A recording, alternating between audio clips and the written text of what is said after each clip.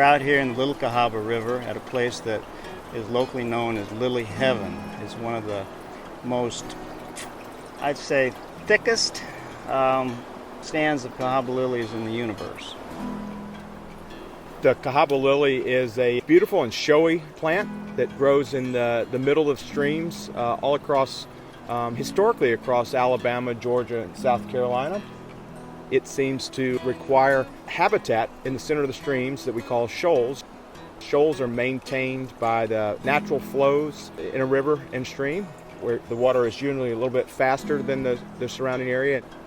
The Cahaba lily is very much dependent on these shoals because, first of all, the bulbs get wedged into the rocks at the shoals, and that's where they stay.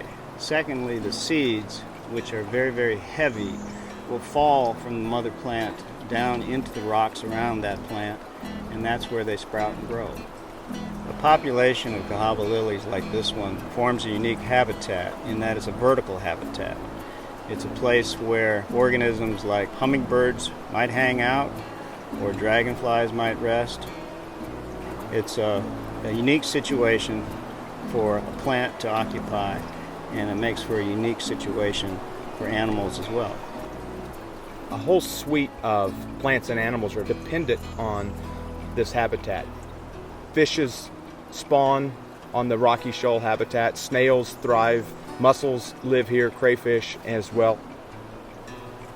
Another thing that's unique about this plant is that it has 3 different festivals to celebrate it. No other plant that I know of has 3 celebrations. The Cahaba lily has suffered from several threats. Historically, the biggest threat has been the building of dams for navigation or flood control. Several very large populations have been flooded out because of dams. Today, the biggest problem for the Cahaba lily is sediment. Anything that is put in upstream from logging, mining, development is going to settle out at these shoal situations. And this, of course, is what the plant is very much dependent upon. The Cahaba River National Wildlife Refuge protects the plant from its 2 sides, east and west. It cannot protect the plant, though, from whatever is deposited in the river to the north. And to the north is Birmingham. Anything that is done in Birmingham to apply sediments to the river means that the rocky shoals far below Birmingham will be obliterated. The Nature Conservancy has been working for over a decade with partners along the Cahaba River to protect this habitat. Establishing private nature preserves and public areas like the National Wildlife Refuge are key to maintaining the water quality and habitat integrity for this river. Despite its delicate beauty, the Cahaba lily is actually a very hardy plant. If you feel the leaves, you realize that they're actually succulent, meaning that they store water. So during high dry times, it does quite well. It's also well adapted to being flooded, and we're finding that the flooding is actually essential to wash off predators like caterpillars that would otherwise consume those leaves. During 2007 and 2008, we had a significant and prolonged drought, and these plants weren't inundated by heavy floods and high flows.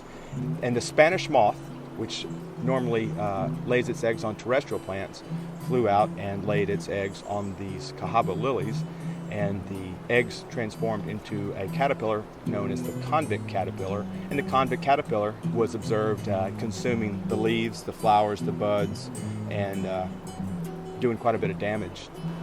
These drought conditions afforded us a unique opportunity to see how important the natural fluctuation and flows were for this plant. The best thing about the Cahaba lily in my mind is that it teaches us that a river is a living thing, and so we have to protect the habitat that it lives in order to protect that plant. It's one of the basic laws of ecology.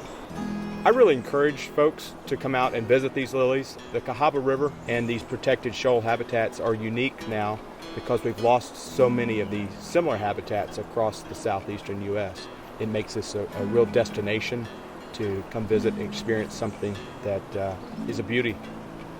It really is awe-inspiring